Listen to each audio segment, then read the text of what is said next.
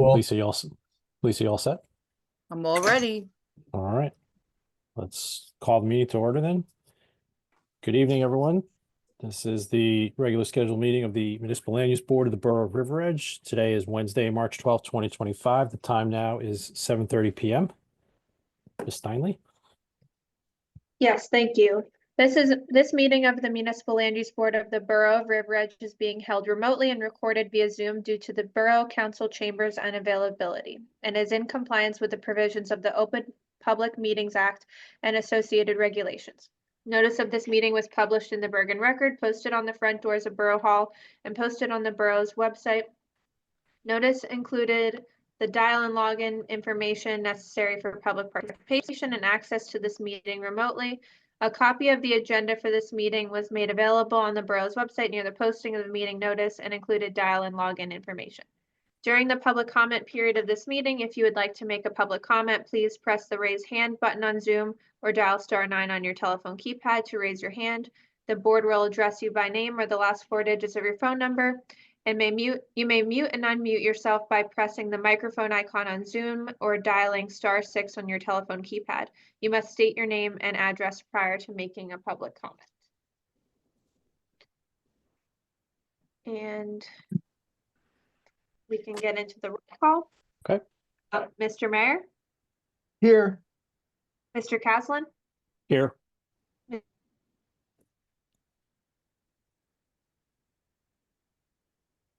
sorry, Ms. Boland. Here. Oh, no, I froze. Oh, thank you. Sorry, I froze for a second. You're back. Yep. Mr. Cray, Here. Mr. Gibbons, Here. Mr. Canigo, Here. Councilman Glass, Here. Mr. Pfeffer, Here. Mr. Gautier, Here.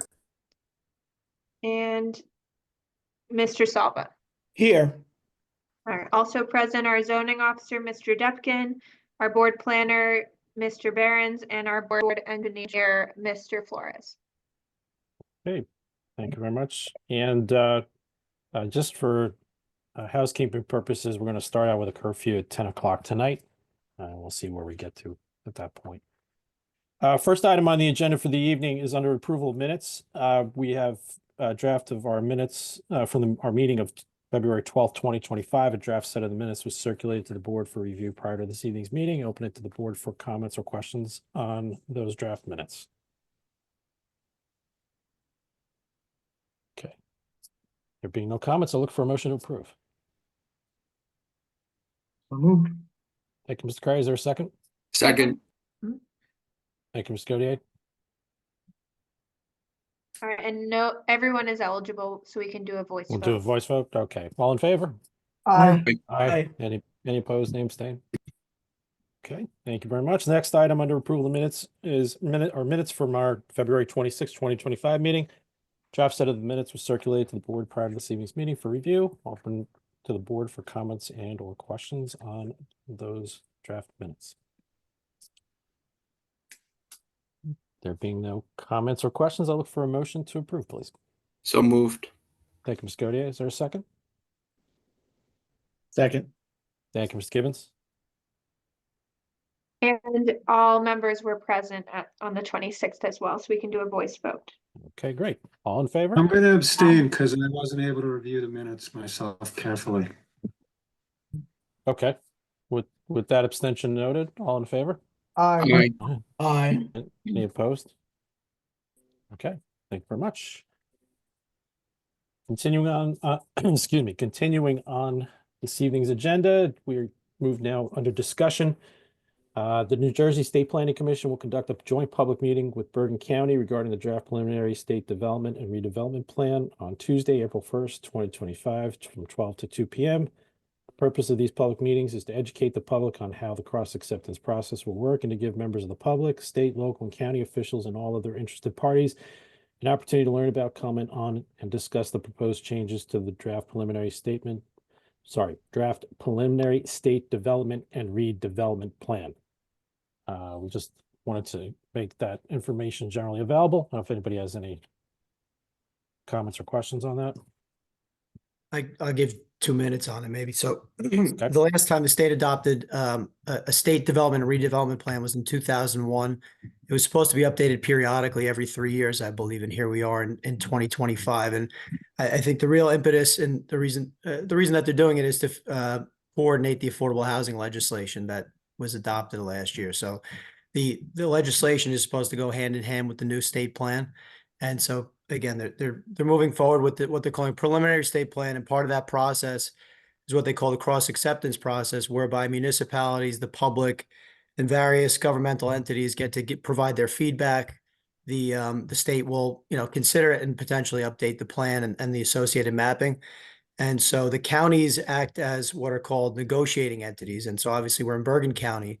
So Bergen County acts as sort of the mediator between municipalities and the state. They're kind of the go-between, and every county has their own negotiating entity. And so cross acceptance process has what's called a response template. It's basically a questionnaire of 11 questions that municipalities can respond to after they have a chance to review the plan with regard to, certain policies, planning efforts the town has done, and general sorts of feedback. So that's essentially what the borough's task will be, to complete this response template, again, in reaction to the plan, which I've reviewed, and it's fairly general, much more general than the one that was done in 2001, again, because this seems to be a bit of a rush job, frankly, and it's my understanding that they want to get it adopted by December, by the end of the current administration. So towns will be able to give feedback. It'll be limited as far as the influence we'll actually be able to have, but may be able to revise some of the wording, and certainly can take a look at the mapping.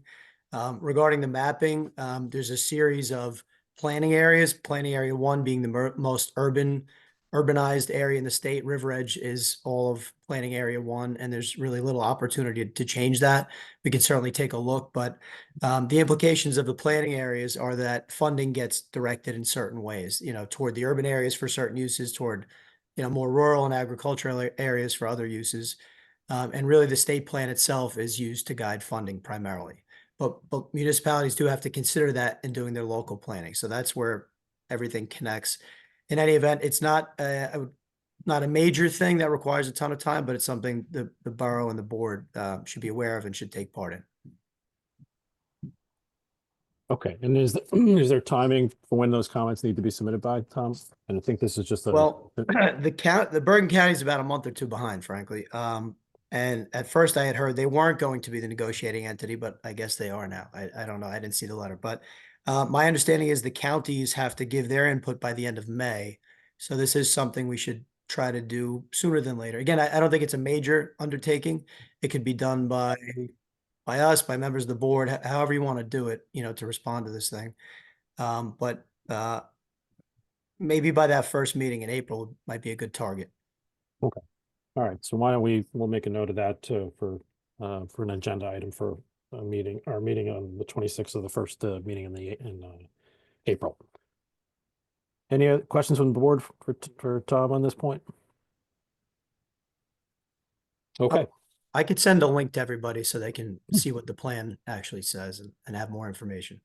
Yeah, that would be great if you could do that. Okay. We're going to move on now on our agenda then under memorializations. The first item is a resolution for adoption of the annual report for the board for 2024. Draft of the resolution was circulated for the board's review prior to this evening's meeting. I open it to the board for questions or comments. There being none, I'll look for a motion to approve the resolution as drafted. Moved. Thank you, Mr. Kanigo. Is there a second? Second. Thank you, Mr. Pfeffer. And this could also be a voice vote as well. Okay. All in favor? Aye. Aye. Any opposed? Any abstain? Okay. Thank you. We do not have the resolution for 5 Newbridge Road. The applicant was Nick Valenti. We'll pick that up at a future meeting. We're going to continue now on the agenda under completeness review. Applicant is Alejandro and Kristen Gomez. Property is 847 Bogert Road, Block 114, Lot 12. Application seeking variances for a proposed addition, renovation, and alteration of a single-family residence. Ms. Steinle.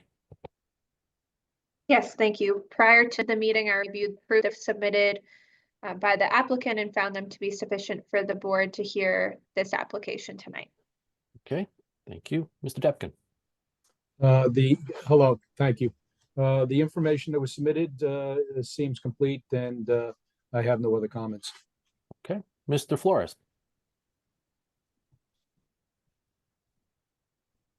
Good evening, everybody. I would also review the architectural plans, existing topographic plans, the survey, the sign seal survey, the letter of no compliance from Mr. Depkins, and the board, the land use board zoning application. And we found that all the information submitted is sufficient for the board to proceed with the application. Okay, thank you, Mr. Flores. Mr. Behrens, any input from you on this one? Nothing further, Mr. Chairman. Okay, thanks very much. Questions or comments on the board on completeness? Okay, there being none, Ms. Steinle, we'll look for a motion to deem the application complete. So moved. Thank you, Ms. Gibbons. There a second? Second. Thank you, Mr. Cray. All right, Mr. Mayor, Yes. Mr. Caslin, Yes. Ms. Boland, Yes.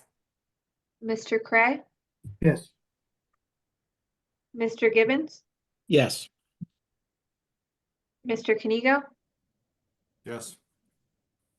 Councilman Glass, Yes. Mr. Pfeffer, Yes. Mr. Gautier, Yes. and Mr. Salva. Yes. Okay, the motion passed. Okay, thank you, everyone. We're gonna move then right into new business. Applicants are Alejandro and Kristen Gomez. Subject property is 847 Bogart Road, block 114, lot 12. Application seeking variance for a proposed addition, renovation, alteration of a single-family home. I think we have the applicants here.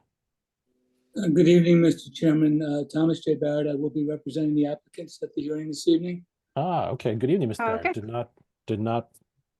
Was not aware of that, but good evening, welcome. And Thank you. The floor is yours. Yes, sir. So it's a relatively simple application. The clients are looking to add on to their home to enhance its appearance, to make it more usable for them. The proposal does require 2 variances. Well,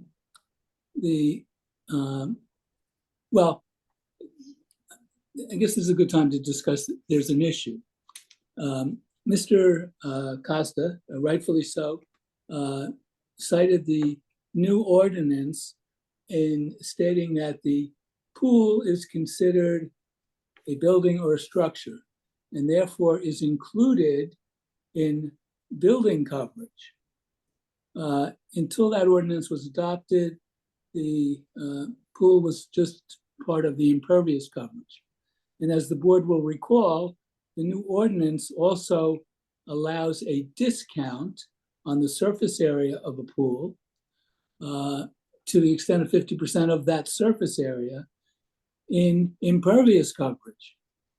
So it is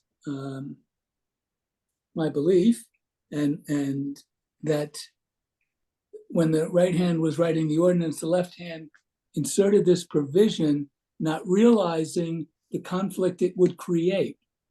As Mr. Costa's letter pointed out, if you counted the entire pool area, and if you counted it as building coverage, instead of the 26.1% that's on the application and on the plan as being that which, that for which a variance is being sought, that the building coverage is actually 30.1% and no discount applied. And again, if it's not considered, and the ordinance does consider it, but if that section was inadvertently included without considering the other portion of the ordinance, it creates this conflict. And until I saw Mr. Costa's letter, I wasn't aware of that portion of the new ordinance. I knew about the discount and everything. So I just wanted to present that issue to the board in advance because everything that we have done was with a building coverage of 26.1%. And that interpretation does not affect the impervious coverage, which is still less than 35%. And I'd like to add also that it is the applicant's intention not to construct the pool at the current time. They want to, get their addition built if the board approves. But the pool is down the road, and they wanted to, again, taking into account the board's concern about future possible variances, they wanted to show that everything that they intend to do with this property, whether it's now or a couple of years down the road, is included in the plan and comports with the ordinance in terms of impervious coverage. So, having said that, I am prepared to proceed. And again, with the understanding that everything we prepared was based on a building coverage of 26.1%, which would have been the case had the pool not been included in building coverage. Chairman, can I make a comment? Yes, Mr. Jeffkin? And maybe Tom, you could help me in regards to where is it saying that a pool is a structure? So we went down this rabbit hole. Jason and I had discussed this. So if you can follow me, section 416-27 regulates accessory buildings and structures. And in section 27B, there's a list of items that basically include accessory buildings and structures. It says accessory buildings and structures shall include the following. And the list now includes above ground and in-ground swimming pools. And I believe the original intent was so that would be captured under lot coverage. But being that it's technically under the list of accessory building or structures, leads one to conclude that it technically falls under that category. Even though it doesn't have a roof, I don't think anybody here would consider it a building per se. I think it was an inadvertent thing that should be adjusted. So on the one hand, it seems like it's technically listed. On the other hand, practically, I think we could not ignore it, but consider the implications of it and really focus on the lot coverage aspect of the pool, including the discount. And certainly the board wouldn't have recommended a discount while placing it under the building coverage limitation. So obviously there's an adjustment that should be made. Yeah, thanks, Tom. Yeah, because I've really never heard of that before, and I didn't find that in the code. But my issue would be listing it as a structure. Technically, it is the way it's constructed, but it's underground. And building coverage, my interpretation of building coverage is what sits on the lot, the size of the buildings that are allowed to be permitted on that lot. And with the surface of the pool being at grade and below, I think the only thing should be calculated would be the lot coverage and then the percentage that is discounted off of that. I don't know, maybe Marina can help out in regards to this, but I think that's something that should be stated, but should be addressed and corrected in the codes, because I don't think you're going to see a lot of variances coming to the board if they're putting a pool in, or if there's a pool in. If I have to calculate an in-ground pool as a structure and building coverage. Marina, just before you jump in, I just want to add this to your commentary. I think the board has the opportunity, acting as a zoning board, to make an interpretation on this. So Steve has guidance moving forward when he reviews these things. He can consider your interpretation and, whether or not to issue future variances while this gets reconsidered. That's my only thought. Okay, yep, I would agree with that. And then also, I think that with respect to this specific application, since it's this mistake or this issue has arose out of this situation and we're discovering it now, and it wasn't necessarily the intent of the board when we made those changes last year, we could say with respect to the building coverage, it's based on this specific scenario, and we anticipate the 26% or whatever it is what should be the main building coverage, but for the specific application under this specific zoning ordinance, it'll be permitted to be 19.52%. But in the future, if things change, then it's not going to be calculated like that, and it won't be calculated as building coverage. So I think if the board does end up granting any of these variances, we'll have to be very specific in the wording of what is being granted. If that makes sense.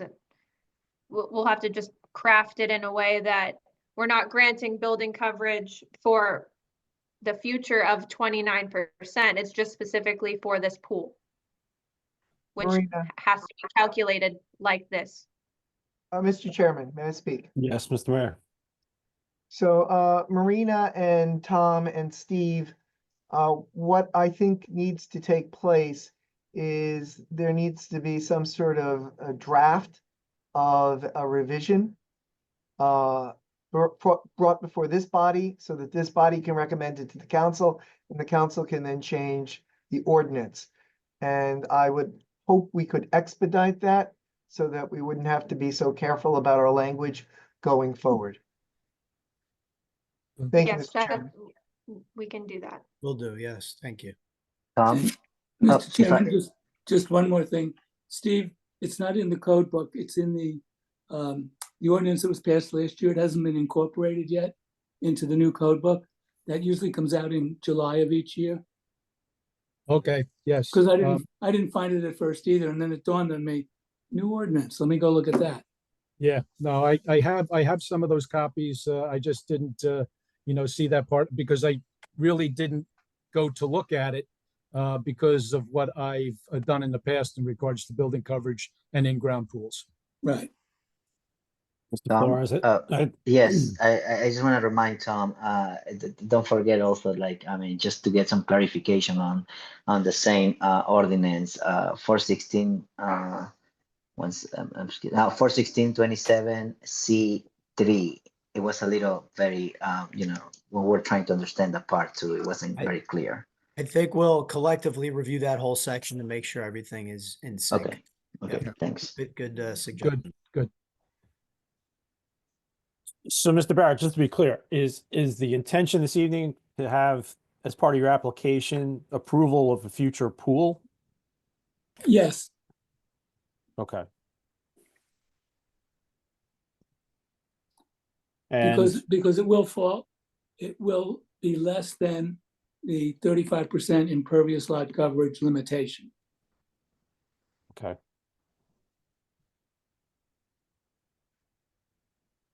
Okay.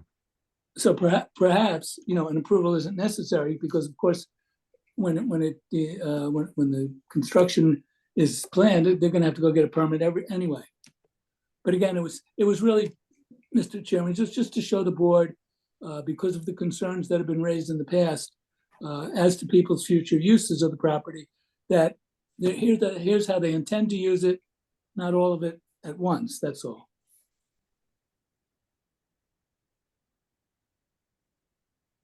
Okay, yeah, I'm just trying to see exactly where, I saw in the application, there was reference to it, but there's no, I don't see anything in the plans. Well, maybe we'll get to that as we proceed. Yeah, I'm pretty sure it's on the site plan, but Okay. we'll be able to point that out to you. Okay. Mr. Chairman, just Mr. a Pfeffer. procedural question. I understand what Mr. Barrett is saying. I'm just wondering if the applicant can give us some sort of timeline or time range within which they would plan on building this pool, because I don't think it would be wise for anyone if we just had an open-ended approval, that may be interpreted to pass on to a future owner, or it may just be interpreted to apply indefinitely. And we all know conditions change, ordinances change, things just change. So I would just be asking if we could set some sort of time limit, assuming there's an approval. But if there is an approval, we would want to have some time limit on that. So I think Ms. Steinley has an answer for you. There are already controls in the borough ordinance and in the land use law for how long an approval will last without construction occurring. So if they don't meet that deadline, I think it depends on what it is, but it's about 1 to 2 years. So if they don't take action on it, then the variance won't apply. Perfect. Thank you. And Chairman, on the plan, the schematic site plan, it does say proposed pool. Okay, all right, so I was having a hard time reading. Okay, maybe somebody can point that out to me later on. Okay. That said, Mr. Barrett, why don't we, I think whoever's going to give testimony this Testify. evening, let's get them sworn in. Okay. Mr. and Mrs. Gomez, if you want to unmute yourselves. And Hello, everyone. Can you please raise your right hands? Kevin Spink is also going to testify. I am here as well. And is Chris here or not? No, I'm testifying. You're gonna do it? Okay, thanks, Kevin. All right, so if you please raise your right hand, do you swear or affirm that the testimony that you're about to give will be the truth, the whole truth, and nothing but the truth? I do. I do. I do. All right, and we'll start with the Gomez's. If you could please state your name and your address for the record, please. My name is Alejandro Gomez, 847 Bogart Road. And I'm Kristen Gomez, also 847 Bogart Road. All right, and Mr. Spink. Kevin Spink, Kinzani Associate Architects in Fair Lawn, New Jersey. It's 21-00 Route 208, Suite 260. And could you provide the board with some background on your experience and licensure? Certainly, I am licensed in the state of New Jersey and in good standing since 2009. I have worked here at Kinzani Associate Architects since 1994. I am licensed. I have a bachelor's degree of architecture from NJIT. And And have you appeared in front of other boards, Mr. Spink? Hundreds, including this board. Okay, thank you. Okay. Any questions from the board as to Mr. Spink's qualifications? Okay, Mr. Barrett. Now, this may or may not come into play. Mr. Gomez is a licensed engineer, so perhaps he should also give his background, and the board could then accept him not only as the homeowner, but as a potential expert witness as well in terms of engineering. That's okay. If you could just please explain your licensure and experience, Mr. Gomez. Sure. I'm a professional engineer, went to school for civil engineering at Rutgers, hold license in New Jersey as well as New York. Had my license since 2012, and my license as well as in good standing. Okay. Any questions as to Mr. Gomez's qualifications from the board? Okay, thank you. So, Mr. Spink, can you describe to the board the proposed improvements as well as, and as we go through them, we can talk about the reasons that a variance is being requested? Certainly. Can I share my screen? Please. Yes. Thank you, Mr. Chairman.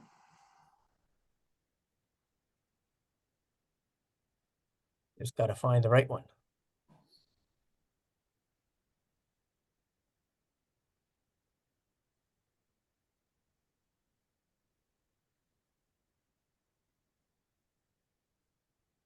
This is not it. Okay. Can you see my screen? Yes. Yes. Okay, perfect. Okay, when we were approached by the Gomez's, they were looking to increase the size of their house. Currently, the house is a 3-bedroom, 1.5 bath, approximately 1,400 square feet total, small house. All of the rooms are undersized in comparison to what would be considered today's standard of a house. Specifically, the kitchen is a galley style kitchen. It is at the widest point, it's 10 feet wide, but it narrows down where the existing stair is to 8 feet wide. The family room is approximately 12 foot wide. It's very narrow. The bedrooms are all undersized, running around 11.6 by 11.3 is the average on the bedrooms. With the third bedroom at the back of the house, because of the way the bathroom works and the stair works, the bedroom at the back of the house is actually only 6'10" wide. It is very difficult to actually fit a full bedroom or a full bed within the room. So that was what they were looking to increase, as well as the main hallway on the second floor of the current house is only 2'11" wide, which technically doesn't meet code. And when it actually comes down to the final bedroom on the second floor, it is actually pinches down to 2 feet on the angle. So you can't even get a large bed into the biggest bedroom because you don't have room to turn the bed itself. So ultimately they were looking to expand on the house, get a 4th bedroom on the house as well, and make the rooms all usable. So that is where we started with the intent on the house. So we were looking at adding to the front of the house, to the side of the house, and to the rear of the house. On our site plan, you can see the dark shaded area is the area that we're looking to add on the first floor. Ultimately, we'd be building a second floor over the top of all of this as well. So it would be a whole new bedrooms, layout, bathrooms, the whole second floor is brand new. The first variance that is created is where the existing house is situated on the property. It currently is approximately 6 feet at the back of the house to the property line. It is exactly 5 feet from the front corner of the house to the property line. So that house is skewed at an angle to the property line itself. In doing that and adding that 4'6" to the front of the house, we actually are sliding the 4'6" triangularly into the side yard setback. And ultimately it's 1.5 inches that we are into the setback at that corner. So we are at 4.875 feet. We felt that this was de minimis in nature and that aligning ourselves with the side of the existing house and matching the existing house was the right way to go. Again, because of setbacks, everything was pushed to the other side with the addition that we were doing. So with the addition, we actually are not creating any other additional side yard setbacks. We're not creating any rear yard setbacks. It is just this front corner setback issue as the first variance. Second variance that is created is the overall height of the house. From the street side, from Bogert, when you look at the house, the actual house is 29 foot 3 inches. It's right here, 29.3 from the peak of the house to the grade. But in your town, the ordinance requires us to measure to average grade. And the average grade is 125.14. So the house is actually 32 foot 5 and 15/16, 32.6 total to the peak. This is 2'6" over the requirement for the variance that we are asking for the height. This is all governed by the fact that the property has a significant slope going across the property or from front to back on the property of over 10 feet. And that slope is what's creating this variance, not so much the height. We were looking to try to make an elegant proportional roof on the house to what we are actually on the facade. So we have a 10 pitch on our roofs to get us up to this point. And anything that we pull that down anymore, we actually looked at it. Anything that we're pulling it down, it actually makes the house squatter and it makes the roof disproportionate with the rest of the house and unattractive overall. So we were looking for the aesthetic quality, and that was the reason for that variance itself. Overall, the property currently is non-conforming. It's supposed to be 75 feet wide and we are only 50. And the property's overall size is supposed to be 7,500 square feet where we are only 7,025. So we are undersized on the lot and undersized in the width. And that also will attribute to the fact that we have that minor side yard setback. But the issue comes in with the overall sizes that we are creating. The overall footprint ends up being 1,811.3 with the total building coverage. Total building coverage. So with it, when you do the math, it works out as 26.06%. If the property was a legitimate 7,500 square feet, we would only be at a 24.4%. So we felt that this was a variance that was de minimis in nature and that the positives outweigh the negatives. The overall aesthetic quality of the house outweighs the negatives of these variances that we're asking. In order to get it down to the correct size, let's go to the floor plan. I think that's the easiest one to look at. See on the floor plan, none of our rooms are oversized. We're not increasing the house drastically and making it a McMansion, if you will. We only are 11'4" in the dining room. Our family room is only 15'1" wide overall, so none of these rooms are huge. And on the second floor, all of the bedrooms fall within basic standard size for a bedroom nowadays is 12 by 12. And we are running at 11'10" wide and 11'8" wide on the bedrooms, 12'4" on the third bedroom. So overall, I believe all of our sizes all fit within what would be a standard for today. We have also done some color renderings that I would like to share as well. Stop sharing this.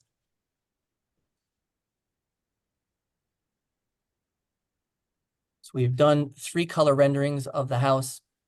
First one that I will show you is the front elevation of the house. And So could you, looking to- I'm gonna mark this as Exhibit A1. Okay. If you could just describe it, and your office prepared it? We had it prepared, yes. We have a rendering company that we use. So overall, what we were trying to do is try to show the aesthetic beauty of the house that we are creating, that it is in conformance with the neighborhood. It actually brings the neighborhood up. Our overall height of our house is aligned with the neighbor to the south, immediately to the right. We will be about 4.5 to 5 inches taller than their house, but overall, the variance that we're asking for doesn't become disproportionate with the neighborhood itself. This Exhibit A1 is the front elevation. We are looking pretty much directly west from our camera angle, looking at the east face of the house, which is the front. We have done a lot of pushing and pulling in order to give it some dynamic motion to the house. We've created the 2 large gables with a dormer at the top. We've pulled out windows, which get a window bay or seat inside of the room, creating a skirt across the front. The materials that we are looking to use would be a hardy plank system on the bottom, which would be a clapboard system. And on the top, we would do all the top level as a shingle style itself with the hardy shingles. All of the trim would be an AZAC style trim, so it is a composite material. And we would cover it with shutters on the outside, on the front elevation, as well as some nice stone water table that we would create around the house. The next elevation that we have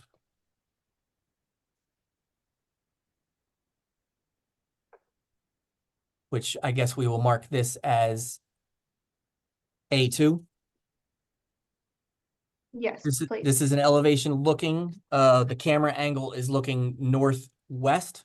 So we are looking at the southeast side, the east being the front elevation, south side being the left-hand side elevation of the house. Again, we are looking at how we are pulling the skirt roof on the front of the house and carrying it around the side into a larger gable that will be on the side that comes down. It is faux in nature, but it actually allows for the fireplace to come through a main peak, which always looks more attractive. And it just builds on the side of the house. We're taking the stone water table, carrying it around, creating a bay window in the front of the side of the house as well that pushes out with some nice trim around it. Again, we are looking to carry some of the shutters along the side of the house as well. In this elevation, you can kind of see the grade and how the grade does drop off to the back to an existing garage that is at the rear of the house. What we are planning on doing is taking the same finishes that we have on the house and refinishing the rear garage. So we're not increasing the size of it, we're not rebuilding it, we're just putting new siding on it, new stone on it, new shingles on it, so it actually matches the house, so it becomes one cohesive project. The last elevation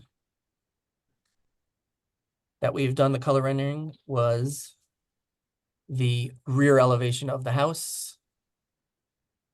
And in this case, our camera angle is looking eastward. We are looking at the west side of the house, which is the rear of the house. Again, the stone will carry around the house onto the bottom level where it's all exposed. The basement is exposed. And we would carry the stone around on the retaining walls that currently are present. And then the garage itself, we're showing how the finishes will carry on to the garage. So ultimately, we are trying to create a nice, attractive house on all elevations.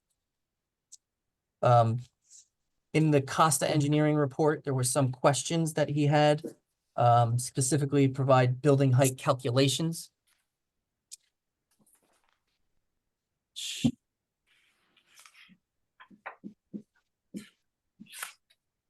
Which we have done the full building height calculations. I had that a moment ago. Give me 1 second. I need to open that back up.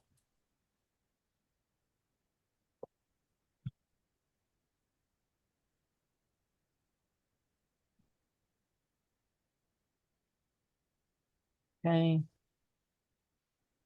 Can you see that? Is that screen showing now, the building height calculations?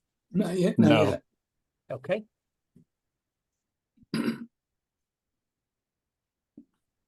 Good at designing houses. I'm very poor at figuring out how to get back into my Zoom.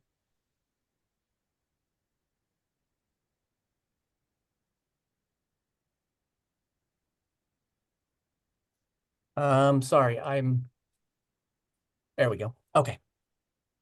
Share photo. Okay, so we've done the building. Now it should be showing. Is that correct? This is the survey that's showing. Correct. This is a survey. Right, your dimensions are on the right, yes. That's correct. What we have done on this one is we've dropped in what the actual grade elevations are around the house at approximately 6 feet off of the corners of the house. So it's 128.5 off of this corner, 128 off of that corner on this side. We came off of multiple corners around the house. So we did 11 different spots. You average it out and divide it by 11, it works out to be 125.14 is the average grade, which is what we have done on our drawings. I don't know All right, whether and we- I'm gonna mark this up as Exhibit A4, just your calculations on the survey. Okay. Thank you. You're welcome. Okay, so I can stop sharing that. The next item that he had was the aggregate cover of the accessory use and structures to conform with the variance relief if required. From my calculations, what we would need to do is take the rear yard of the property from the house back. That ends up to be 3,021.6 square feet. And the accessory structures would be the pool. The total pool is 364 square feet with the surround. And the garage, which is 221.4. So the overall total is 585.4. Divide that by the area, we end up getting 19.37%.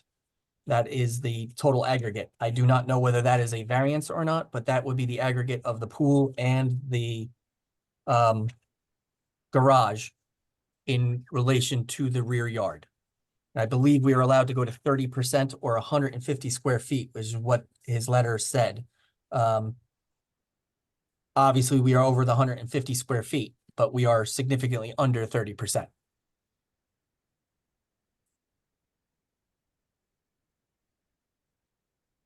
The last thing that was on here was the number 6 on his letter was per the borough code, the minimum required open space between a proposed addition and the building of the adjoining property shall be not less than 12 feet. We did measure that today from the corner of our house to the corner of the neighbor's house on the northern side, which is the closest of the houses. We have 16'4" currently. With our small variance that we're looking at, we'd be going to 16'2" would be between our house and the neighbor's house. So we are not having an issue with that. I believe that pretty much covers everything. And I believe that the additions are de minimis in nature overall. And that based on the benefits outweighing the negatives with the fact that the house is a significant improvement to the neighborhood and the fact that the property is undersized, that I believe the board should be able to look favorably upon this application.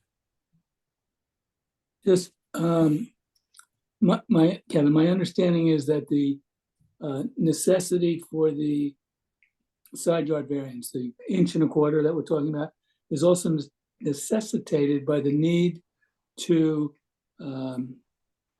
reconstruct a portion of the foundation. That is correct. If I'm getting that right.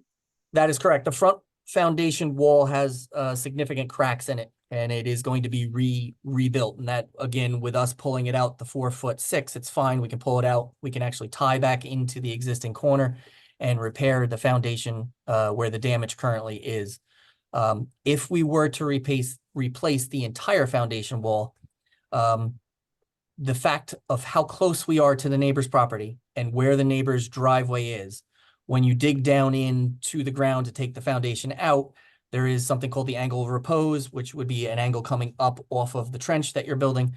We would actually undermine the neighbor's property by trying to replace that foundation without having to do exorbitant sheeting system in order to stop that from happening. Okay, so the necessity comes about as a result of the current location of the house, which, as you say, is skewed. It's not parallel to the property line. Correct. And then just one other thing, I know you've testified to, and I just would like to reiterate it. So a person who is standing on Bogart Road and looking at this house, if it's approved, when it's completed, they're looking at a house that's 29 feet high. Is that correct? That is correct. 29 foot 3 inches high. That is correct. And that conforms with the surrounding houses as far as you could tell? Yes. Again, it's the house immediately adjacent to us. We would be about 4 inches taller than the house immediately adjacent to the south. To the north, we will be, the existing house to the north basically matches what our current house is. So we will be 3 feet taller than that. All the houses across the street, it is impossible to judge because of the slopes on the property. So when you go to the houses on the other side, no matter what, even with our higher house, houses across the street are still going to be 4 feet taller than us. Because of the difference in grade from the two That sides is of the correct. street. Yep.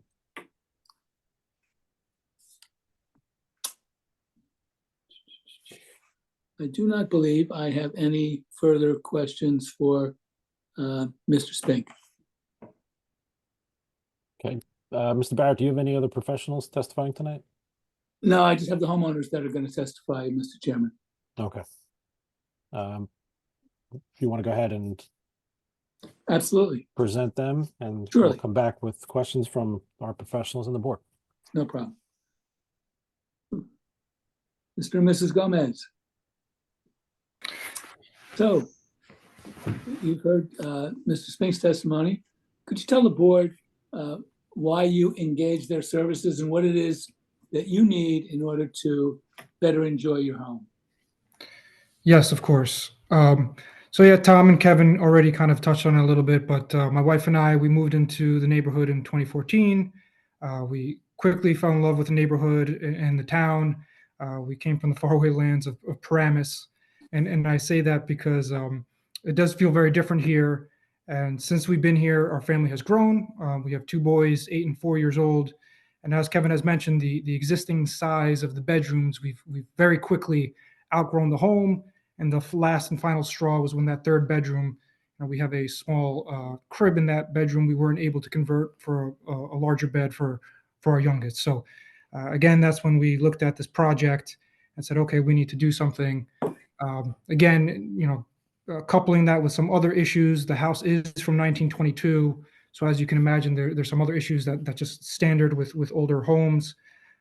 As was touched upon before, we have significant cracking in the basement, very old concrete. We have cracking on the foundation itself, as well as the walls.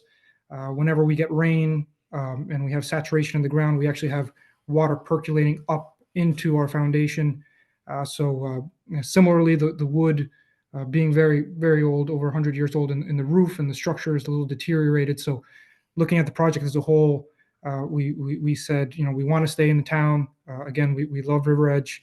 The only way to be possible would be to increase the size of the rooms, again, to accommodate our family, and just also to put some additional storage in there.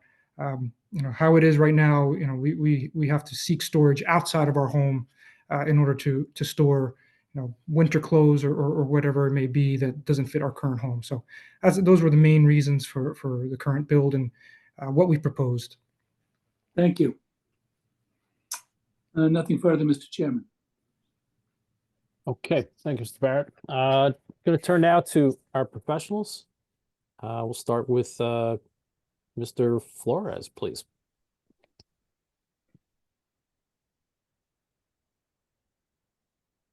Can you hear me? I'm sorry, I was having some issues before Yeah, with yep, the internet. It's very slow. we can hear you. Okay, perfect. As you can see, the homeowner testified that, the family has overgrown and they're proposing to make the entire, home more affordable for the kids and for her family. And pretty much the explanation that we got from the architect on the comments that we have, most of them were addressed. And I get, and most of the, especially for the aggregate coverage, the building coverage will be addressed once the ordinance gets revised. And absolutely right. I agree that, if the lot will be conforming for 75 square feet, they will not need a variance. It's just the nature of the size of the lot. I will remind the applicant that and the board, if the application gets approved, that stormwater management will need to be implemented, since the overall lot coverage is increasing by roughly 800 square feet. So some, stormwater management mitigation will be implemented, as well as, the calculations that were shown on the building height also to be, shown on the revised plans, as be part of the, conditions of approval. Other than that, the only question I have is the property fence out already? The property is already fenced in at the moment, yes. Okay, perfect. So that helps out with the future pool that is going to be implemented. And then the other question I will not question. The only thing I will remind that is that soil movement permit will be required as part of the application for the next, if you go in construction phase. So we will be able to address any changes that that you might come up, because I saw that you're proposing a couple of retaining walls. So we don't know at this stage if the retaining walls are going to exceed 4 feet, and if they do, I mean, that can be addressed at at the soil movement permit level.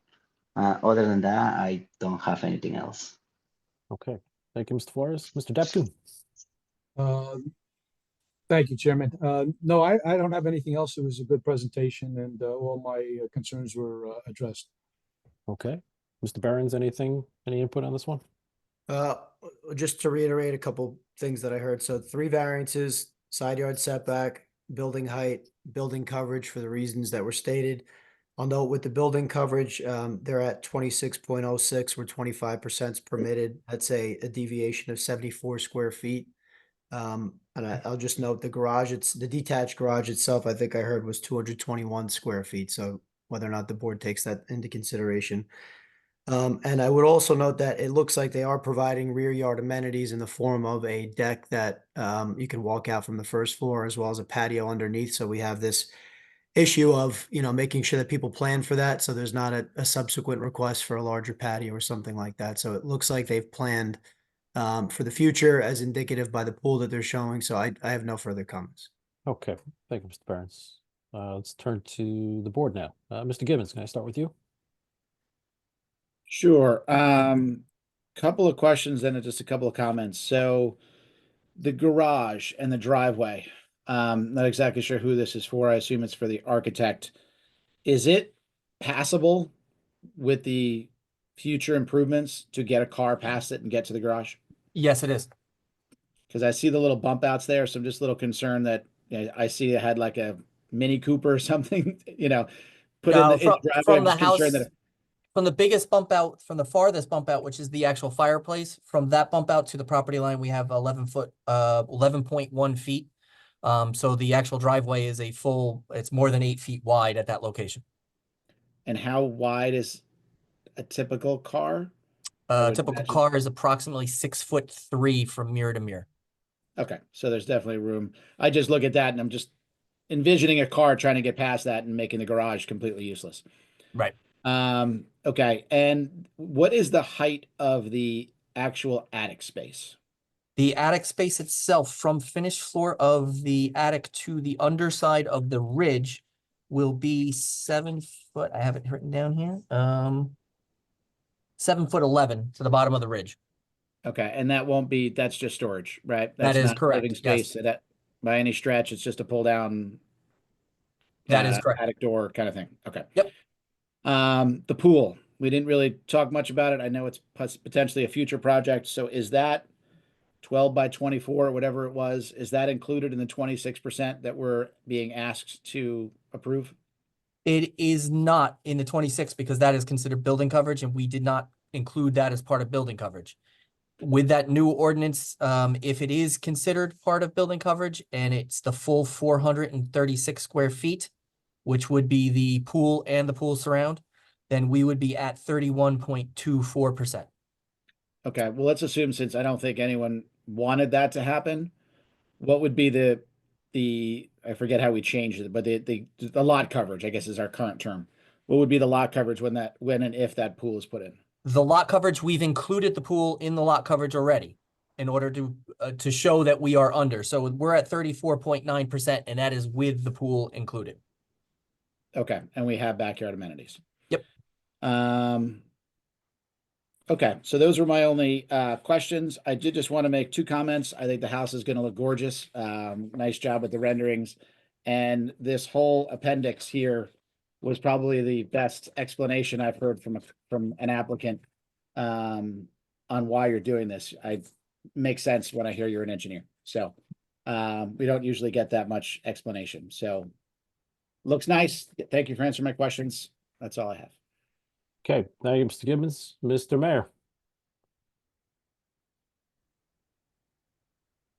I'm good, thank you. You're all set. Okay, thank you, sir. Mr. Craig? Yeah, just one or two questions on the comments from Mr. Costa. Do you know if you're going to be moving more than 5,000 square feet of? I do not. We have not worked that out, but if we are, then we will follow whatever procedure is required. I know he was asking for the soil erosion and sediment control plan. If we do require it, we will provide that. Okay. And then there was other language about, stormwater conveyance, the seepage pits, et cetera. You'll comply with all that. Absolutely, yes. Okay. Including there was another other issue about utilities. The utilities are remaining where they currently are.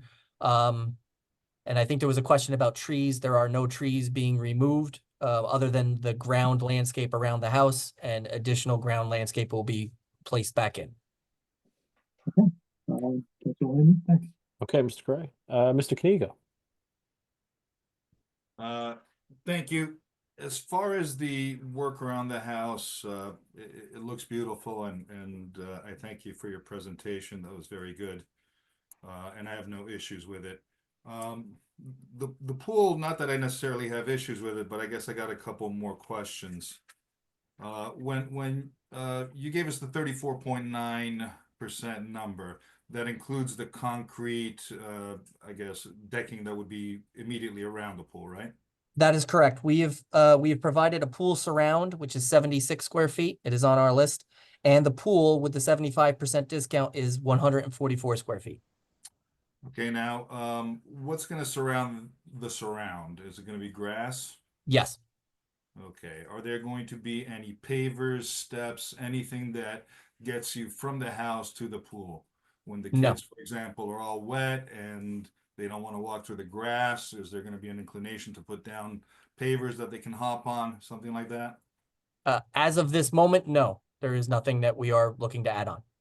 Okay, and the homeowners understand that if they needed to do that, they would have to come back to us, right? Even with pavers, because you're so close to that limit. That is correct. Okay. Where's the pool room located? Where all the pool equipment's going to be? I believe that is going to be located, if I'm not mistaken, Mr. Gomez can actually respond to that one. I believe it is in the basement of the garage because there is a storage room under the garage because of the slope. That is correct. So now the question for our professionals, is that allowed? I don't think so. With chlorine and chemicals, I don't know that you can store them in the basement, but the professionals can enlighten us. It's in the basement of a detached garage.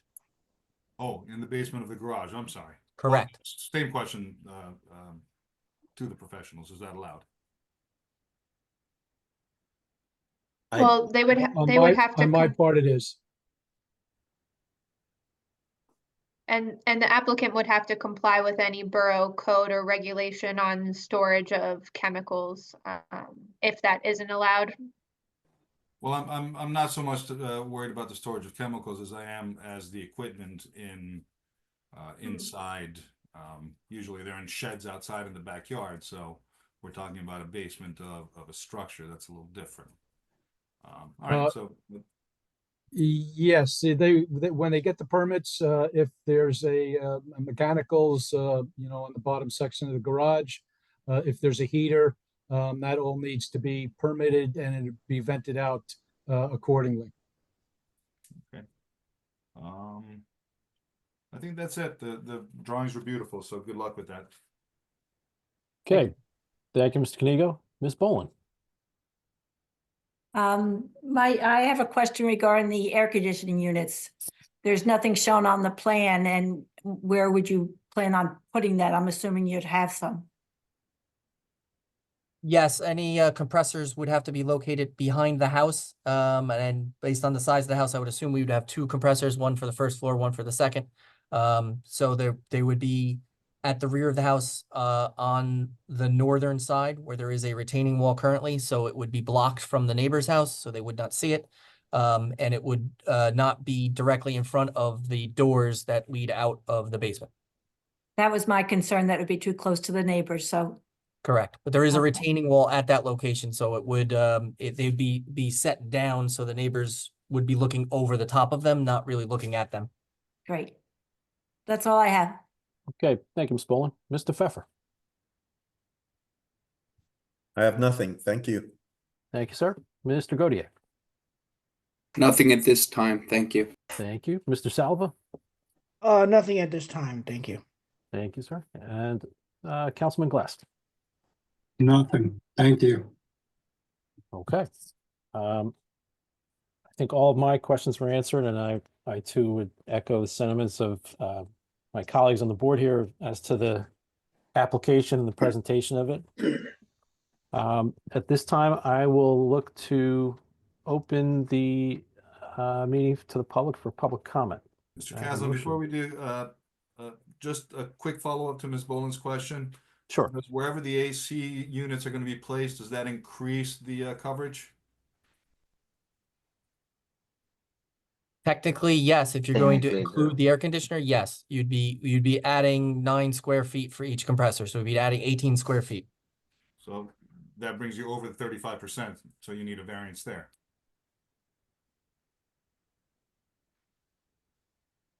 Tom, did we change the code to incorporate an exception for HVAC? Bear with me. In the calculation you're referring to? Yeah, yep. I know we addressed them in some manner.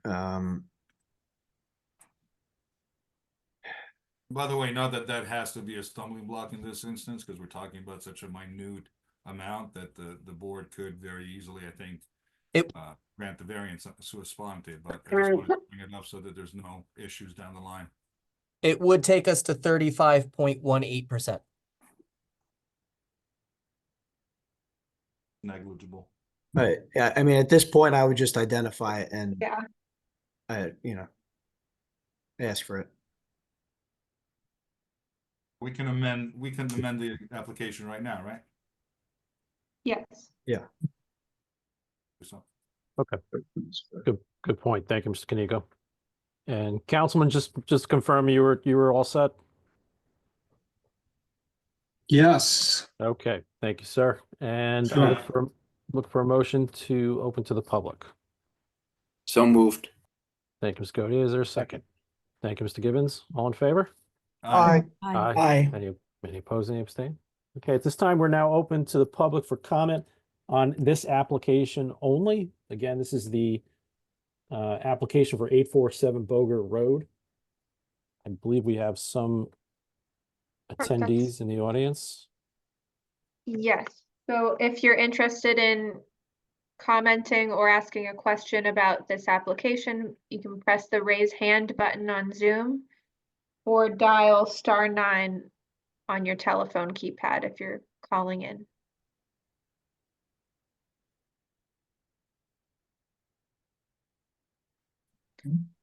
I don't see anyone, but Jason has his hand up. Oh, okay, we do have one person.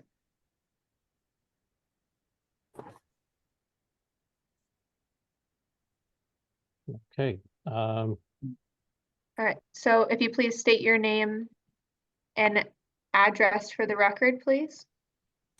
Hi, Nicole Ms. Oliveri. Oliveri. Yep, 841 Bogart Road. I guess Ryan Oliveri, same address, 841 Bogart Road. Okay, good evening. Good evening.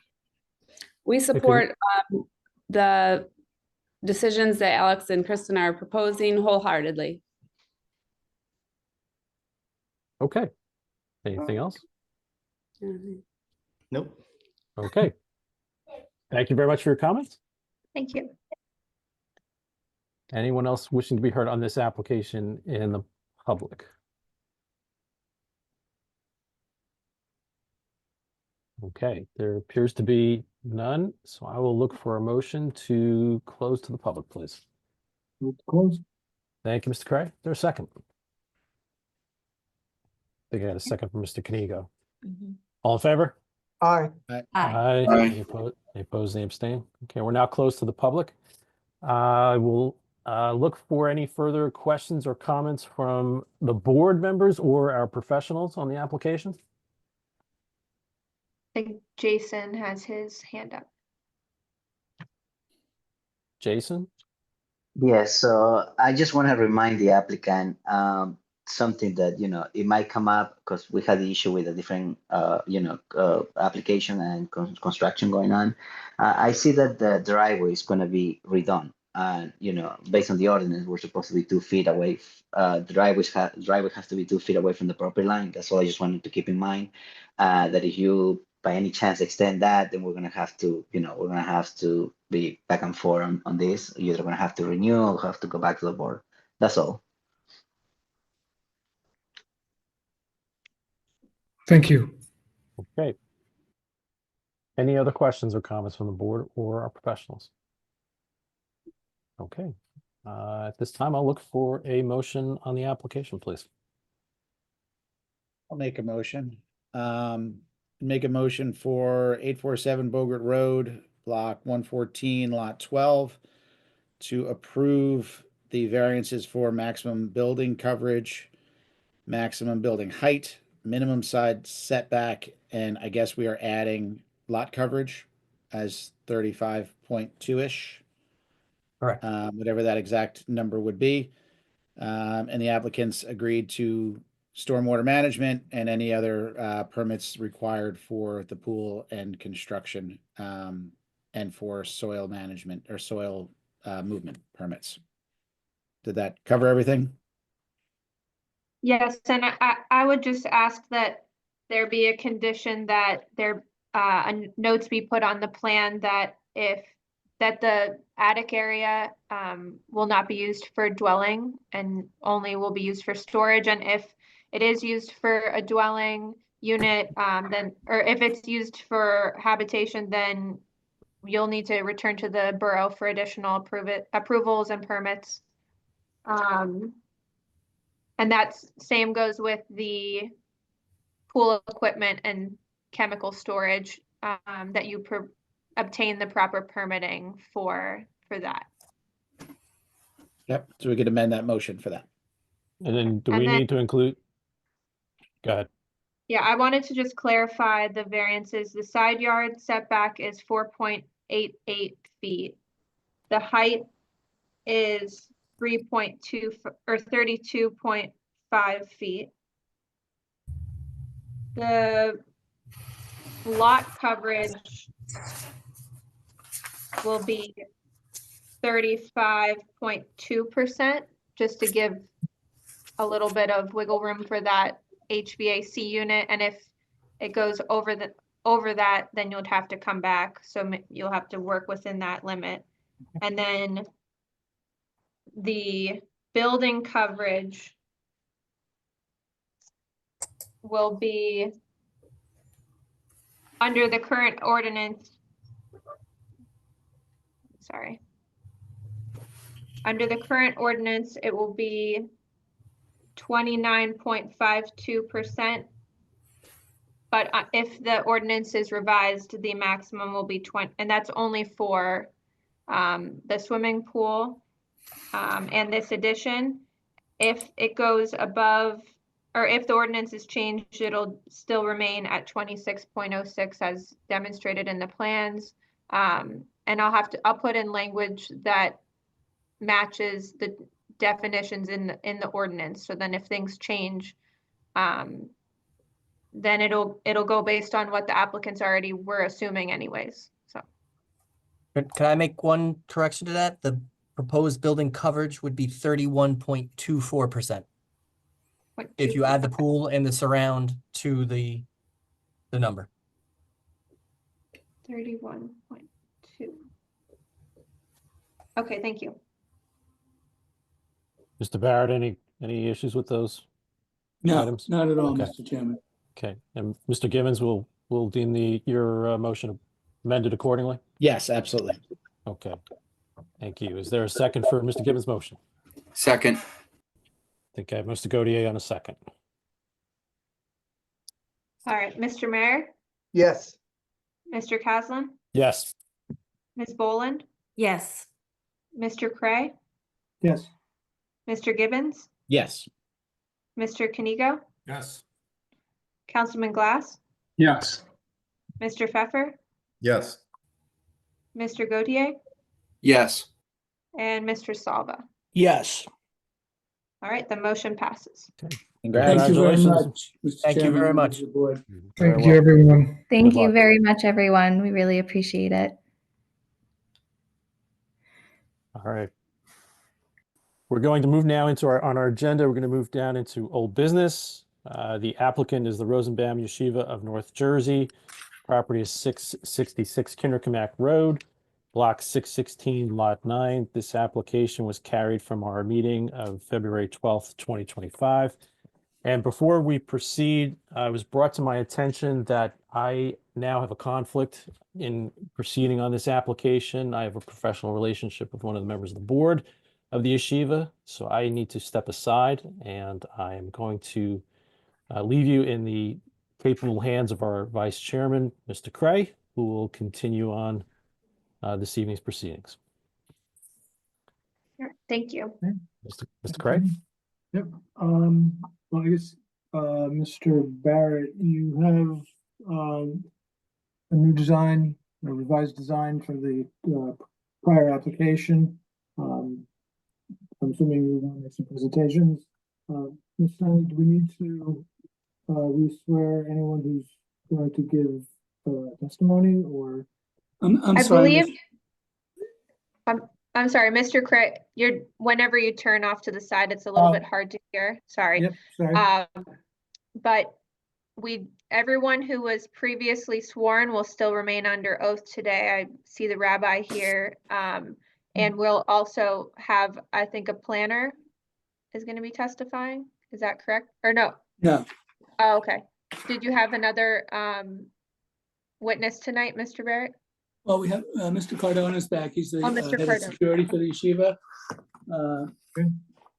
But And the he was rabbi- previously sworn. Yes, and basically the rabbi was going to go through the changes that are being proposed and that have been submitted to the board. The revised plot plan was prepared, shows that the changes to the location of the proposed fence. New renderings have been submitted. And unfortunately, Rabbi, correct me if I'm wrong, but I believe that one of them is slightly incorrect.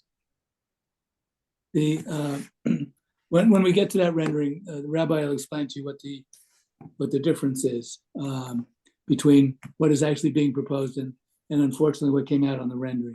We just discovered it on Monday, and it wasn't possible to get a change between then and now. But it's actually, I believe it would be considered an improvement, but that'll be for the board to judge. So, Tom, can you walk us through those changes, or do you guys have Sure. anything to share? I could share your new concept if need be. Okay, if you would, thank you. All right, Someday bear you're with- going to teach me how to do that. We'll coordinate that. Yes, here we go. You have it, Tom, or you want me to share it with you? Rabbi, go ahead if you have it. Yeah, Oh. please feel free. Oh, okay, hold on, let me pull it up. Okay. Okay, can you see my screen? Yes.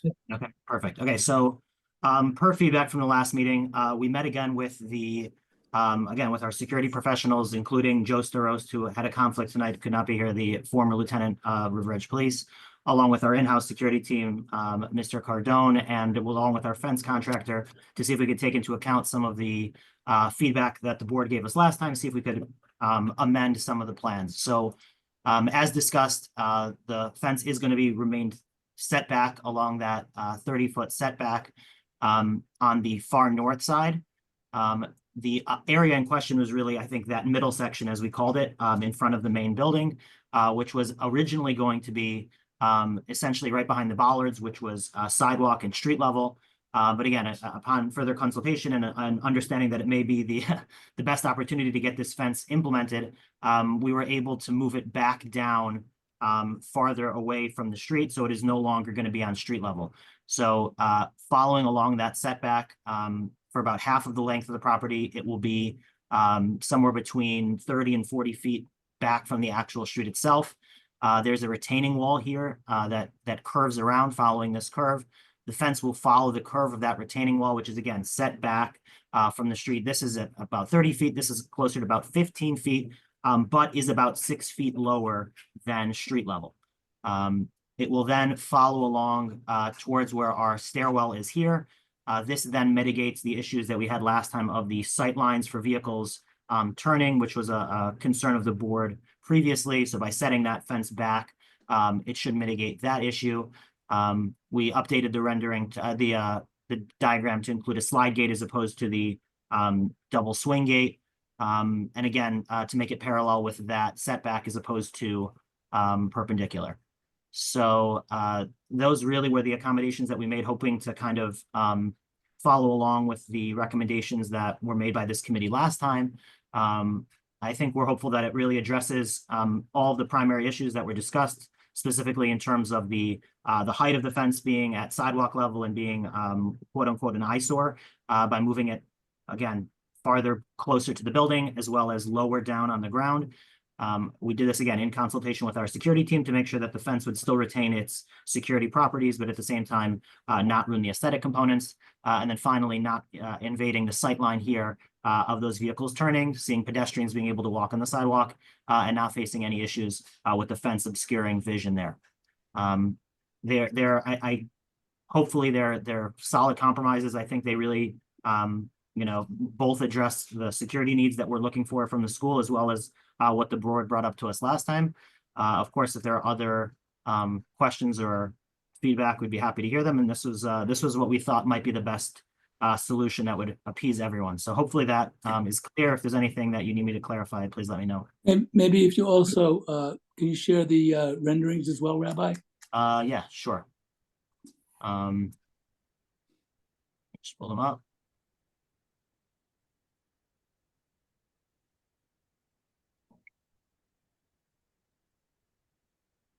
Okay, can you see them?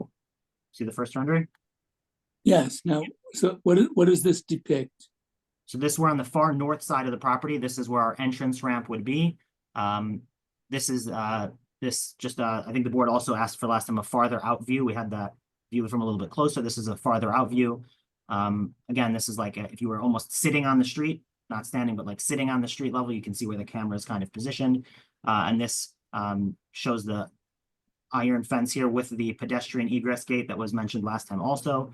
The kickback to allow for vehicles to come in with the intercom here. And then the kickback up here. The next rendering, this is the one that Tom was referring to a minute ago. The rendering process was a little bit accelerated because we were really trying to get into the next board meeting, and the rendering company made a mistake. They made the top of the fence flush with the call it this sign here, but that's really not accurate. Really, the fence is going to be parallel with the base of the fence here. So again, this is almost like if you were right on ground level, the fence is going to be on this second red line, not as displayed in the rendering. So that's what Tom was referring to with his with the rendering. I don't know what you want to call it, snafu. So that's the mistake, and that's where the fence would lie, just at the top of this pedestal. And then that middle section. And the fence is located and behind the sign. Yes, exactly. And as you can tell Closer to the before- building. Yeah, exactly. Before it was on street level, alongside the bollards, but now it's pushed much farther back. Again, on this side, because our property is a little bit on an angle, on this side, it's 30 to 45 feet, either from the street or sidewalk. It angles a little bit in as you get farther towards the right-hand side. But again, it's all down on that bottom retaining wall. And then the final rendering was just of the far south side. Oops, don't know how to erase all this. Okay, there you go. Again, which just displays the sliding gate here. You can see that the fence is no longer on the sidewalk level. It is down below. This is the pedestrian gate to get in and out, but plenty of clearance when making that turn. No issues seeing any pedestrians walking on the sidewalk there. Hopefully those the updated renderings help provide some clarity to the positioning of the fence. Thank you, Rabbi. Thank you. Would you like to have your security professional walk through the next part before we poll our professionals and the other members? Sure, Mr. Cardone. Yes, sir. So you've heard the rabbi testify, and obviously you were part of the meetings to discuss the relocation of the fence. Yes. And so the conclusion, I understand from what the rabbi said, and I would just like you to repeat it if it's true, that the relocation still offers the security that the yeshiva is seeking. That's correct. Thank you It very does. much. It does. I have nothing further, Mr. Craig. Okay, and we'll hear from our professionals. Mr. Barron, would you like to start? Just a few comments. I mean, obviously the positioning of the fence has been revised. Rabbi, I guess this would be a question for you. I see a note that shows the middle segment as now being a chain link fence, and I understand the position from your perspective of, less of it would be visible. It would be my recommendation that you stick with we'll call it the decorative fence for the full length of the front of the fence. If the board's so inclined to approve it. And one, from a practical standpoint, that chain link fences are more climbable too. I mean, just from a security aspect. So something to consider. And another aspect too is if you're still agreeable to some amount of landscaping, I do think that would still go a long way to soften the appearance. We could work out the detail again, if the board's so inclined, work out the details of that, and something that would be reasonable. Just in thinking out loud, I think maybe a few street trees where there are none. So for instance, the middle segment has a row of street trees. So maybe plopping in a couple on the northerly and southerly side, and then maybe, some amount of landscaping in front of the fence, something akin to maybe a shrub every other post or something like that. It's something reasonable, but not that would obviously screen the whole thing, because I think that might defeat the purpose. But those are just my observations and comments, so I'll leave it up to the board. Thank you. Okay. Mr. Depkin. No other comments. I think Tom hit all mine. Okay, and Mr. Flores.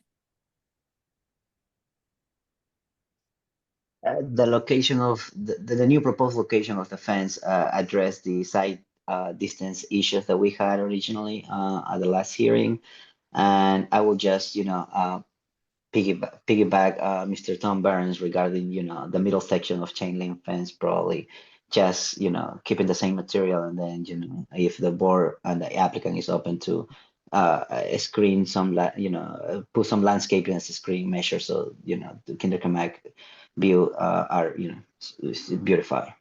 That's all. I don't have any other comment. Mhm. Mr. Burns, would your client be willing to consider the landscaping and converting back from the chain link to the decorative fence? Yes. Okay. All right, let's go to members of the council. Mayor Papaleo. So I think this is a good compromise. I agree strongly with the ideas of trees along the north portion and the south portion, and landscaping along the fences themselves and the decorative fence in the middle. I'm satisfied, I appreciate it, and I hope the council is too. Wonderful. I mean, the board. Ms. Boland. I agree with everything the mayor said. The revisions were very nice. Thank you. Short and sweet. Mr. Gautier. No questions. Mr. Pfeffer. Yes, I also agree with the sentiments of Mr. Mayor and Mr. Behrens. And I think someone else might have said it also. I do appreciate the yeshiva's compromise efforts, and I think it's a vastly improved proposal now. But I would strongly urge the decorative fence and the landscaping. Other than that, I have nothing else. Thank you. Mr. Kamigo. All right, so do we have a commitment to the decorative fence instead of the chain link fence? Yes. Oh, well, I can I just interrupt for a second? I don't know for sure yet. I can't make a commitment to the decorative fence as opposed to the chain link now that we moved it down. As the board pointed out last time, there's other security things that we would like to implement. And again, part of the reason that we wanted the aluminum fence on top was because of the aesthetics. Now that it's going to be so barely visible, maybe we can allocate that money elsewhere. I'd like to see what other options I have, unless it's going to be a prerequisite for approval.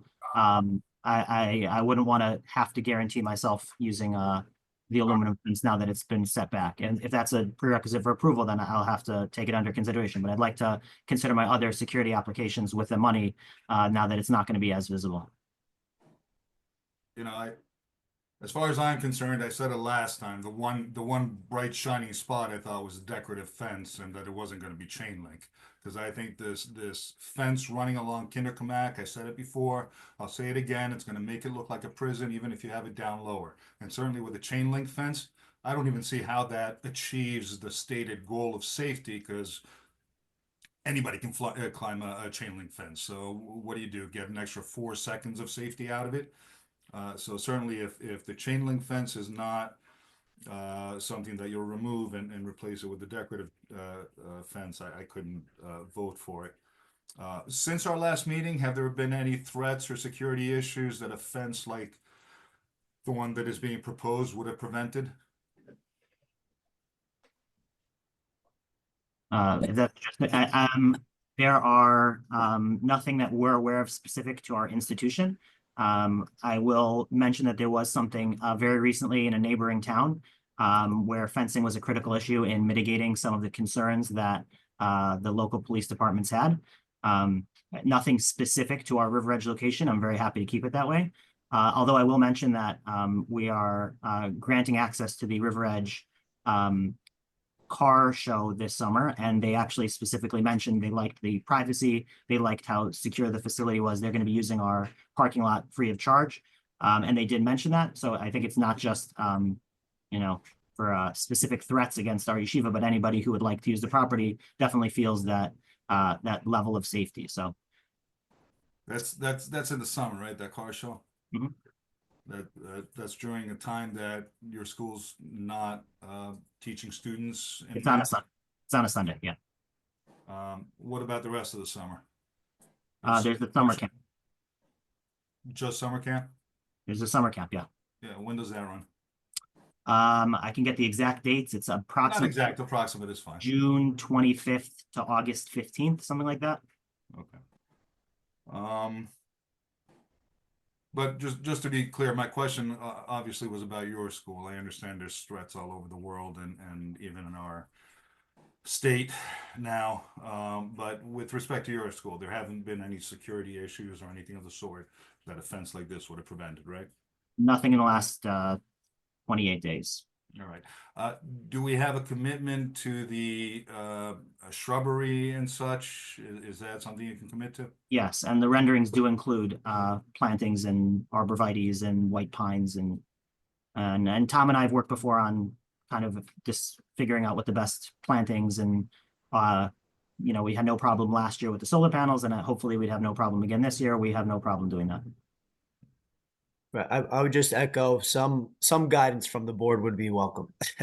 Again, not to, the intent being not to screen the entire fence, but if the board has some direction, I think that would benefit. Well, let me ask this, wouldn't screening the entire fence actually serve more of a purpose if you're going to put the fence up and put a whole row of arbor vitae right in front of it? Wouldn't that serve more of a purpose of preventing people from getting close and even climbing the fence? If costs were no factor, absolutely, the grant won't pay for plantings, unfortunately. So we're trying to maximize the dollars that we're receiving from the federal government. If they were to pay for it, that'd be amazing. I understand, but you're coming to us asking us to change our ordinance, and this is something that I think several of the board members have been concerned about, turning that part of Kinderkamak into what's going to look like a jail. And there's going to be plenty of times where your school is closed and it's just going to look like an empty, fenced-in kind of thing. I also don't see, and I still haven't heard how, especially now that it's slower. And by the way, I do appreciate all the work you have done, so I don't want to think you're being attacked here by me, but I really don't see how it suits this purpose, especially now that it's lower. You had indicated in the past that you had not originally considered it being lower because it really wouldn't serve the same security purpose. So now you're coming to us saying you need the security, but now you're lowering it because you recognize that what we're saying is indeed true. And yet it's still not going to serve the same security purpose by your own admission from before. So I don't know that we have the grounds to grant your variance because I don't think you've made the argument that this actually serves any real purpose to achieve the goals that you stated here initially as a reason why you got to put this fence in. That's my thought. I will end with this, and I'll let other people talk. The chain link fence is going to be an absolute no for me. I don't know about everybody else, but it's going to be an absolute no for me. If you can articulate reasons why how this helps, you know, I'll certainly consider it, but I just don't see it reaching the stated purpose as we stated in the past. But I thank you for your efforts and work, and I'm listening to everything else you're saying and everybody else is saying. Mr. Cray, with your permission, I'd just like the rabbi to articulate the discussions which took place and that convinced him that the relocation of the fence would still serve its original purpose of security. Sure. You know, perhaps that would help Mr. Chinigo. Sure. So originally, we certainly thought at the top of the hill would be the best place for it. And I still think in a perfect world that would be the best place for it. At the same time, we understand the need to balance the maintaining the aesthetics of River Edge with our safety and security. And while ideally we would love to have it there, we understand that there are other considerations. When we went to reevaluate our other options were, and we met with our security team, our primary concern, as we mentioned last time, was the grade. And because of the grade, a fence that came up 6 feet, but the grade was here, you could easily hop over it. So we determined that there was only really one location that would really be an issue. And if we set the fence far enough back, it would be several feet away from that grade issue that really prevented someone from just hopping from the elevated area over the fence. Because we set it back far enough, we mitigated that issue. To your point about the chain link fence, there's certainly a number of considerations. You don't want anybody hopping a fence, of course, especially somebody who's holding something. As there's a fence there, it makes it much more difficult. As we discussed last time, when our drills with the River Edge Police Department, they're usually in our facility by less than 60 seconds due to their proximity and their incredible attentiveness to us. And a fence can slow somebody down anywhere between 30 seconds to a minute, which is really, like you mentioned, all we need. Part of the discussion last time was a chain link versus an aluminum fence. One of the factors that we would put into the chain link fence are what's called privacy slats, similar to what we have around the rest of the property. That makes finding toe holds more difficult in terms of climbing, as well as takes away some of that harshness of the chain link fence, makes it look a little bit more solid, makes it look a little bit more like it's kind of blending into the background behind the trees. And then to your final point, as mentioned, the renderings do indicate plantings, and we'd be, happy to, put some, again, white pine, arborvitae, whatever the case may be, in order to maintain not a harsh jail-like look. Just for a point of clarity for me, the original fence location, that fence was 6 foot high also? Has the height of the fence changed? No, just Just the location. noting 2 board members, their hands up, and I've had them up for quite a while. Mr. Mayor, do you have a? Yes, I'm not comfortable with the chain link. I thought from the way Mr. Barrett nodded that I apologize, Mr. Mayor. that the things I've suggested that I heard from Tom Barron and were things that Shiva was agreeing to. I would have to say that my vote might change, probably will change, if there is not a firm commitment to what we were asking for. So I want to, in an effort to be clear, I wanted to be able to say that because I had thought from Mr. and Mr. Baring has apologized for that, but just to underline it, I thought from his nodding that the Shiva was agreeing to this. If it's not, then I'm not quite sure whether I can vote for this or not. Thank you. Mr. Mayor, Mr. Glass, is your hand up? Mr. Gowdy had his hand up first. Okay. Mr. Gaudier? Hi, thank you. Yeah, I was going to bring up the chain link fence as well. If we're not sure whether we're going to have the decorative fence or the chain link fence, we don't even know what's really truly being proposed. Thank you. Thank you. And Mr. Gibbons? I'll echo the other board members. I think the decorative fence makes more sense from a safety standpoint and an aesthetic standpoint. I appreciate all the work that you've done. Thank you, Rabbi, for listening to our concerns and putting it in a more reasonable spot. But I think you need the decorative. It is a very large building in the middle of our town, and I don't want it to look bad. I think the decorative fence that you proposed will look very nice with it being downset. I think it makes a lot of sense, and it's an easy yes for me with a decorative where you have it. So that's all my comments. Thank you. I have one comment, actually 2 questions. One under Mr. Costa's engineering comments. The first note under general comments was that a detail for the proposed fenced and gate showing the dimensions, material, foundation, installation details, etc. Should be provided. I don't think we've received that. Or am I not aware of? Right, we had submitted some documentation actually before the last hearing. I believe, however, it may have occurred after Mr. Costa's report, but before the hearing. Mr. Flores would have to confirm that.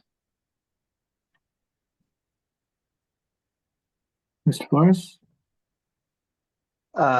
I believe I don't have in front of me where I'm looking to the records, but I believe they submit a detail sheet for a decorative fence, but not for the chain link fence. That would be correct. Yes, correct. So it was for the decorative fence that they submitted like on the previous hearing. I'm trying to look for it. I believe I saw it somewhere. Right. So there has been some change though in the fence design then because of the switch to the chain link as well. So, Mr. Chairman, could I ask for a very brief recess so that I could confer with the rabbi? Mr. Craig, the councilman has his hand raised. If he could just make his comment before the recess. Yeah, thank you, Marina. So before you guys break, Rabbi, I think like Mr. Cray was just alluding to maybe, I feel like I've seen like multiple different drawings and renderings and plans at different times. I think we got, just as a board, we received like different submittals at different times between now and the last time we met. I'm pretty certain of that, and I saw different things with these submittals than what I think you walked us through tonight was a little bit different. But I guess what would be helpful to me, I don't have any specific concerns, but I just want to understand exactly what you're proposing, because it's a little bit unclear to me. Like, can you explain exactly what the extent of the proposed limits of the chain link fence would be? If I understand correctly, it's going to be on the Kinderknack frontage kind of, but it'll be set back on your property. It'll be several feet below the grade of Kinderknack. Can you kind of like walk? That's what I'm trying to get my arms around, exactly where the chain link fence would be, and what's your rationale for making part of the fence chain link instead of the other type of fencing? I'm not sure. I certainly don't have a clear understanding of that, and I'm not sure everyone on the board does, and maybe that would be helpful to the discussion. Sure. That's what I wanted to ask. Thank you. Happy to. Okay, so the far north side, the entire gated area leading up to the swing gate is all going to remain the aluminum fencing. On the far south side, the gating here is all going to remain aluminum. When you cross over our entrance or exit ramps, again, we're on a significant slope. There's a significant grade. And following this line, again, which is the property line here, and then the retaining wall, which we have down below, this is where the proposed chain link would be. So would the top of the chain link fence be below the elevation of Kinderknack Road? So from Kinderknack Road, the top of the chain link would be here in line. Okay, you mentioned that before. Yeah. Got it. Okay. When we This mentioned rendering's not accurate with respect to materials. Yeah. And the height of the top of the fence, the elevation of the top of the fence. It's not accurate with respect to either. Okay, that's helpful. Thank you. And one last thing, I think we had discussed last time, and again, I thought I saw it on another submittal. Like I said, I think there have been multiple interim submittals here between now and the last time we met. I thought I saw that main gate was going to be a slide gate, and we had talked about that. So I just wanted to request clarification around that instead of what you're showing, which I think is a double leaf gate. I thought I had saw on an interim submittal that it was going to be a slide gate. So it seems like there's been like some confusion with multiple submittals. Okay, Thank so you. we can check on that version from the engineers. I think. I'm sorry, I meant the other gate further south. Oh, this one? Yeah, thanks. Yes, this one originally was going to be a swing gate, and we switched it to be a slide gate. Okay, thank you. Thank you. I have no further questions, Chairman. Thank you. Mr. Barrett, did you still? If I want to take a could, recess? 5 minutes, Mr. Gray? Okay, it's 9:12 now. Why don't we say 9:20? Surely. Thank you so much. Do we need to make a motion to? Yes, please. Okay, I'll make a motion to go into recess. Mr. Gibbons. Second. Have second. Second. Roland, second. We will. All in favor? Aye. Aye. Thank you. What's our return time? 9:20. Thank you. Take a 7-minute recess and back at 9:20. Thank you. Thank you. Okay, it is 9:20. We'll reconvene. Ms. Stanley, do we need to take a roll? Yes, I'll do the roll. Mr. Mayor, Here? Mr. Caslin is excused. Ms. Boland, Here. Mr. Cray, Here. Mr. Gibbons, Here. Mr. Kanigo, Here. Mr. Councilman Glass. Oops, You're muted, Councilman. Councilman Glass. Oh, I see him here. You didn't hear me? I said I'm here. Oh, I'm sorry. Mr. Thank you. Pfeffer, Here. Mr. Gautier, Here. and Mr. Salva. And he is here. And just for the record, Mr. Salva is eligible to vote on this application tonight. Thank you. Mr. Chairman, the rabbi would like to readdress the board with your consent and that of the board, please. Certainly. Rabbi? Thank you. Yeah, Tom and I spoke. I certainly hear the concerns of the board and I completely understand where you're coming from. At the end of the day, we have to make sure that River Edge maintains its distinct look and aesthetic appeal to everyone. So in addition to committing to the planters and whatever various trees or arborvitae we decide on, we'd also will be willing to commit to doing the decorative fence. That being said, we would like the board to take into consideration the option of a chain link fence. But if push comes to shove, we would be willing to commit to the decorative. Okay. Thank you, Rabbi. I think we had been through everyone on the board's comments. Is there anyone who would like to make additional comments after the rabbi's statement? I think you do have a few members of the public. You might want to just open Yeah, that we up. will have to open to the public. Okay, but no other comments from the board? So just a clarification, are we committed, like, what are we voting on? Are we committed to not the chain link fence, but the decorative chain fence? So I believe the request was that the board make a motion, and the board can make a motion either for the decorative fence. And if that's what is approved, then the applicant will agree to that. But they would also like the board to consider someone making a motion for the portion of the chain link fence. And Okay, understood. Thank you. Any other Open to questions? the public comments? if you're ready. Okay. Second, can I get a second? A second. Second. Okay, all in favor? Aye. Aye. Okay, we're now open to the public. Ms. Steinle? yes, we do have a member. Please, Mr. Hastings, if you please state your name and address for the record. Peter Hastings, 107 Adams Avenue in River Edge. All right. You can Yes, go sir. ahead. All right. My view will be of the chain link fence, so I would fully hope that you don't vote for that. Because I'm right across the street where that proposal is, and I'm against the whole fence in general, and I think that as the rabbi said, there was no credible threat of any violence. I don't think that there's any difference in schools, whether it's Roosevelt, Cherry Hill. I think anyone who can do harm.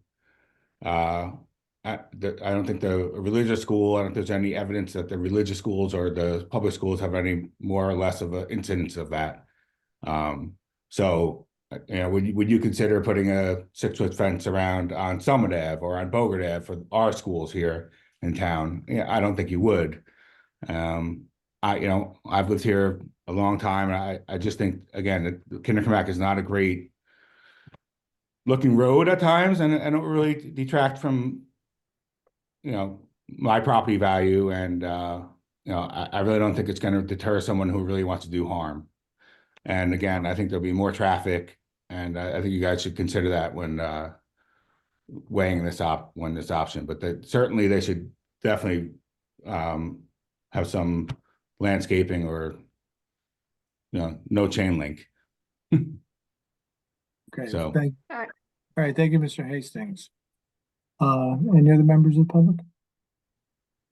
There are other members present, so if you'd like to make a public comment or ask a question, please raise your hand on Zoom now.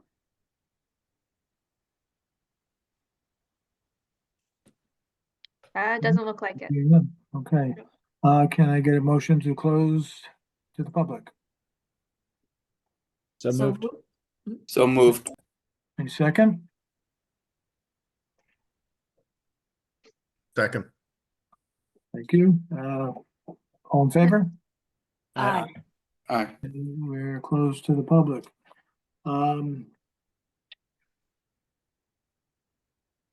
If there are no other comments or questions, is there anyone who would like to entertain a motion on this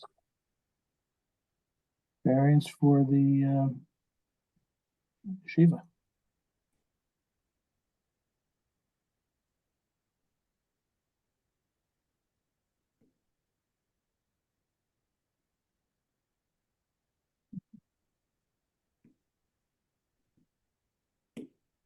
There's no motion? I'll make a motion. Mhm. I'll make a motion that I'll move that we approve the application with the condition that the application substitute a decorative fence in place of a chain link fence, and that reasonable efforts be made to provide adequate landscaping so that a significant portion of the fencing is, I don't know if we want to say covered or obscured from street level. Screened. Screen, thank you. And that doesn't, just for clarity, that doesn't mean that the entire fence has to be blocked from view and not visible, but that it be sufficient to cover a substantial portion of the fence. What would be considered a substantial portion? Maybe working with the board planner to come to a solution. I think it was discussed some trees on the north and south side, and then plantings at various intervals along the frontage in the middle. Yeah, and I don't want to say trees specifically, because there might be other, you know, there could be wide bushes. I mean, this is not something where we have really the expertise on this board, but certainly Mr. Behrens can reach out to and communicate with the yeshiva and work with perhaps people in River Edge, maybe people who were on the tree commission or other people with expertise in landscaping. I don't want to be too specific because I don't want to be too restrictive. But I think the sense of the board that I'm trying to reflect in the motion is that there not be a chain link fence and that there be a significant amount of landscaping. And that would be my motion. Would it, again, I guess I am a little concerned on what significant could mean because it's got a subjective feel to it. Would it be acceptable that, as Ms. Steinley mentioned, that they work with the town planner to come up with an acceptable level of coverage? Well, if I can interject, we're all having a hard time understanding what that means. So that task would be delegated to us. I'd rather hash that out now, frankly, just because it is a very visible site in River Edge, and we want to get this right. I agree. If the board approves the application, so if you're going to approve it, we would like some guidance. I don't think we have to pick out the type of plant, but I think a general understanding of what we're talking about. And again, one option could be. This would be sort of a layered approach where along the sidewalk, you could have a few street trees where there are none on the north and south segments. Closer to the fence, you could have shrubs or evergreen plants that, for instance, one example could be that you plant one every other post or every post. Right? Usually the panel, the width of a fence panel is about 8 feet. So again, for instance, you could plant one every other for the segments that are visible to the roadway. And that's just one example. But again, to say substantially covered, I mean, that could be interpreted in a number of different ways. So we don't have to pick out the plants and the exact locations, but I think a little more guidance would be helpful just so it's clear. So just as a thought, as in like an illustrative idea, if we were to say, and again, hypothetical, right? Say arborvitae, which are the tall, thin trees that you see all over town. If you were to plant one and then leave the space for one and then plant another and then leave space, the same amount of space that the one would take every alternate, I guess 50% of the area would be covered in the end. Is that fair? Something like that, right? Something like that. Something that's deer resistant. Those could have deer, but right. So not using particularly arborvitae, and certainly that would be a great choice. But if we said 50% of the area must be covered and it must be even, would that get us to our purpose? You could offer a percentage. I'm thinking out 50. I mean, it's up to the board. I don't want to tell you, but come up with a range that I think is reasonable. I mean, the they'd be agreeing to. Well, I guess the board this is your motion right now, right? So, I guess that was my whether- question to the board then, using that idea in your head that it would one plant, yeah, and then the space of the plant would be empty. One plant, would that be something that the board would consider a Well, 50%? just to be the 50% would be a plant at every post. I think if it was alternating posts, it would be less. Just because you'd have a 16-foot gap. You know, Yeah, plant- whatever you think. So is 50% something that the board would, is that what the board Well, is? I would maybe, say at least 50%. maybe instead of a percentage, why don't we go with, based on what Mr. Behrens is saying, why don't we say that there must be landscaping at no less than every other post along the fence? That way we don't have to figure out what's 50%, what's 80%, what's 40%. Yeah, but a planting could cover a significantly more space than another planting. Yeah, we You know want what I mean? to It make would- sure we're talking about the right kind of plantings too. I don't want, a daisy to be planted there and this is a planting. Not that the rabbi would do that, or the school would do Yeah, that. I think you'd be. We have to you'd- give them the actual marching orders. I think something like an evergreen, right? Whether it's a shrub or a tree would seem to make sense because, that would provide year-round screening, right? That's the objective. Yeah. Versus a shrub that dies to the ground or something like that. So an evergreen, and I'm just speaking out of turn here because I put the motion out, so I'm just trying to fill in the gaps here based on what everyone's saying. That we would say that landscaping would be required. I'm very, very sorry, and that I overslept this morning. Inexcusable. I'm just going to keep talking. I don't know who that is. Landscaping would be required in the form of an evergreen or all-season shrub or bush or tree at intervals of every other post along the fence. Does that work? Much clearer. All right, so I hope So I someone have- wrote that down. I had along the sidewalk, street trees, and then along the fencing, evergreen plantings no less than every other post. Yeah, I don't want to get technical with you guys, but there's three kinds of posts. There's corner posts, there's line posts, and there's end post, and then there's gate post.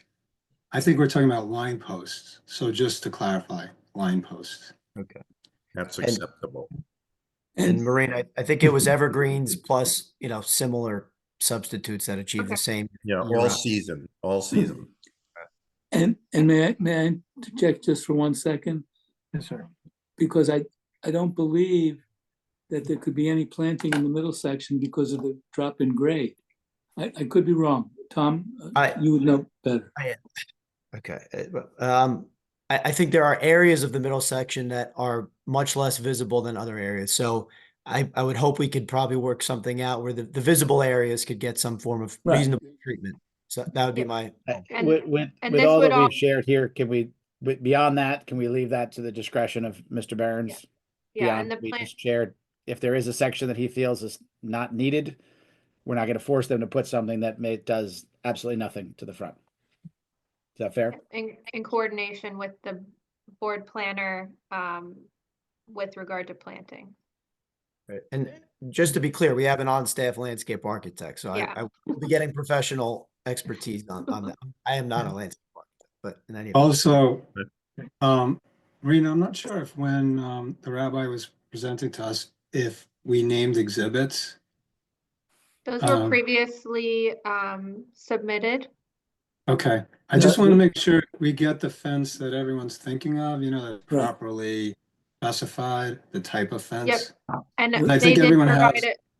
They did provide a detail of the decorative fencing. I think the only thing that was not confirmed was just the style at the very top of the aluminum fence. There were some options, but that's. Well, here- but I think not here or there. these renderings were new to this hearing, Marina. But you submitted them to the board Oh, previously. yeah. Yeah, Yes, okay, thank you. before the 10 days or within. Correct, yes. All right, so right now we have the motion from Mr. Pfeffer to approve with the condition of installation of the decorative fence along the full frontage, and then significant or landscaping of street trees and evergreen or similar all-season plantings to be planted no less than every other line post in coordination with the board planner's office. Right. No. I think just to satisfy everyone's concerns who raised it as a concern, that we just put in after decorative fence, we just put in specifically not a chain link fence. Okay. We're talking about all fence, right? I mean, there's no distinction to be made here. All perimeter fencing, right, will be as you just described. That's part of this application, yes. Okay. Okay. I'll second. So that is, we have second? Yep. Mr. Gibbons. Ms. Styling, All right, Mr. Mayor, Yes. Ms. Boland, Yes. Mr. Cray, yes. Mr. Gibbons, Yes. Mr. Kaniga, No. Mr. Councilman Glass, Yes. Mr. Pfeffer, Yes. Mr. Gautier, Yes. and Mr. Salva. Yes. All right, the motion passes. Thank you very much. Appreciate your consideration. Thank you. Thank you. Thank you. Thank you for working with us. It is appreciated. That being the end of our agenda, I think we can get a motion to close. So moved. Yes, I don't have anything else. Okay. Second. Mr. Gibbons and second, Mr. Pfeffer. What day is the 3/12 meeting is closed. Thank you for your help. All in Just an favor? all in Good night, favor. everyone. Oh, sorry about that. Yes. Good night, everyone. Good night. I keep thinking it's up to me. Good night, everybody. Good night, everybody. Bye. Yeah.